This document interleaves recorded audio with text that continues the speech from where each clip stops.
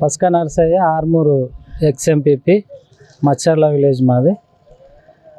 ఎప్పట్లాగానే నైట్లో ఇక్కడ మా షాప్ పక్కన కార్ పార్కింగ్ చేసి ఇంట్లో పడుకున్నా. పక్కింటి వాళ్ళు పెద్ద శబ్దం వచ్చిందని కిటికీ తీసి చూస్తే నా కారుకి అగ్గి తగిలిందని చెప్పేసి వాళ్ళు చూసి ఫోన్ చేసారు. దాన్ని 4 రాగానే వెంబటే వచ్చి ఆ మంటలన్నీ ఆర్పేసినాము.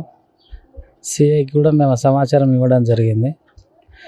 సిఐ సార్ కూడా పొద్దున లేవగానే వచ్చి అవన్నీ వివరాలు తీసుకొని వెళ్ళారు. అయితే దీనికి అది యాక్సిడెంటల్గా అయిందనేది కాదు, ఖచ్చితంగా ఉద్దేశపూర్వకంగానే గ్లౌజులు వేసుకొని చేతికు పెట్రోల్ బాటిల్ పట్టుకొని వచ్చి పోసి ఆ గట్టెల్లో పడేసిపోయారు. ఆ గట్టెల్లో కూడా కొట్టుకపోతాయి అనుకున్నారు వాళ్ళు, బహుశా కొట్టుకపోలే, అక్కడ ఆగినాయి. సిఎస్ఆర్ పోయిన తర్వాత కూడా అవి మేము చూడడం జరిగింది. దీనికి కారణాలు ఏంటి అనేది సత్వరమే పోలీస్ అధికారులు కనుక్కొని బాధ్యులపై చర్యలు తీసుకోవాలని కోరుతున్నాం.